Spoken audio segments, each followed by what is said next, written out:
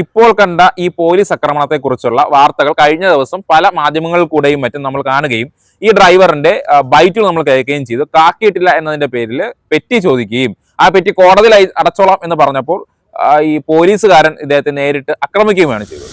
ഇങ്ങനെ നമ്മളെ സംരക്ഷിക്കേണ്ട പോലീസ് തന്നെ നമ്മളെ ആക്രമിക്കാൻ തുടങ്ങിയാൽ നമ്മൾ എവിടെ പോയി പരാതി കൊടുക്കും? ഈ ഒരു ചോദ്യം നമ്മുടെ സമൂഹത്തിൽ പലയിടത്തും നിൽക്കുന്നതാണ്.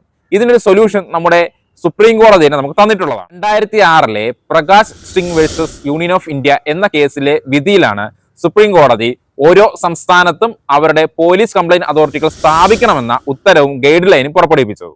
നിങ്ങൾക്കോ നിങ്ങളെ വേണ്ടപ്പെട്ടവർക്കോ ഇതുപോലെ ഏതെങ്കിലും ഒരു പോലീസുകാരിൽ നിന്നോ അല്ലെങ്കിൽ ഒരു പോലീസ് സ്റ്റേഷനിൽ നിന്നോ എന്തെങ്കിലും മനുഷ്യാവകാശ ലംഘനങ്ങളോ ആക്രമണങ്ങളോ നിങ്ങൾ കൊടുത്ത കംപ്ലൈന്റ് എഫ്ഐആർ സ്വീകരിക്കാതിരിക്കുകയോ ചെയ്യുകയാണെങ്കിൽ എന്ത് ചെയ്യണം, എവിടെ കംപ്ലൈന്റ് ചെയ്യണം എന്നുള്ള വിശദമായ വിവരങ്ങൾ അറിയാൻ വേണ്ടി ഈ വീഡിയോ ആദ്യ അവസാനം വരെ കാണുക. മാക്സിമം ഷെയർ ചെയ്യും. SP, DIG അതുപോലെ ഉയർന്ന പോസ്റ്റിലിരിക്കുന്ന പോലീസുകാർക്ക് എതിരെയാണ് കംപ്ലൈന്റ് കൊടുത്തിട്ടുണ്ടെങ്കിൽ നമ്മുടെ ഓരോ സ്റ്റേറ്റും സ്റ്റേറ്റ് പോലീസ് കംപ്ലൈന്റ് അതോറിറ്റി ഉണ്ട്.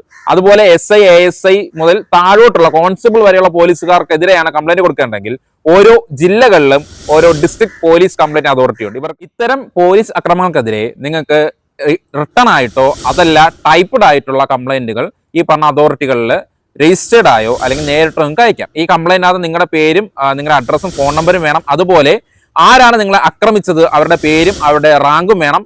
അതുപോലെ ഇതിനകത്ത് നിങ്ങളുടെ കയ്യിൽ എന്തെങ്കിലും എവിഡൻസുകൾ ഉണ്ടെങ്കിൽ, അതായത് വീഡിയോ, ഫോട്ടോ, അങ്ങനെയുള്ള എന്ത് എവിഡൻസ് ഉണ്ടോ അത് ഇതിനകത്ത് ചേർക്കുക.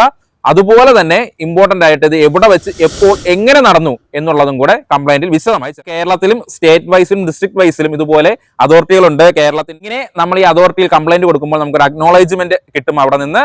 അതുപോലെ ഇതിന്റെ കൂടെ ഇവർ എൻക്വയറി നടത്തും, ഇൻവെസ്റ്റിഗേഷൻ നടത്തും. ഈ ഉദ്യോഗസ്ഥനെയും നിങ്ങളെയും വെച്ച് ഈ തെളിവുകൾ വെച്ച് അവർ ഹിയറിംഗ് നടത്തും.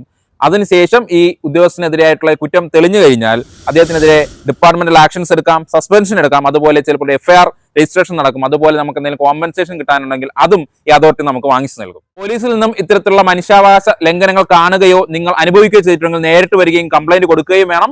പോലീസ് അല്ലെങ്കിൽ നമുക്കിവിടെ കോടതികളുണ്ട്, നമുക്ക് നീതി നടപ്പാക്കുക തന്നെ ചെയ്യും. ഇത്തരമുള്ള എക്സ്ക്ലൂസീവ് ആയിട്ടുള്ള നിയമപരമായിട്ടുള്ള കണ്ടന്റിന് വേണ്ടി എന്റെ ചാനൽ സബ്സ്ക്രൈബ് ചെയ്യുക. നിങ്ങളെ എത്രയും വേണ്ടപ്പെട്ടവർക്ക് ഇത് എത്തിച്ചു നൽകുക.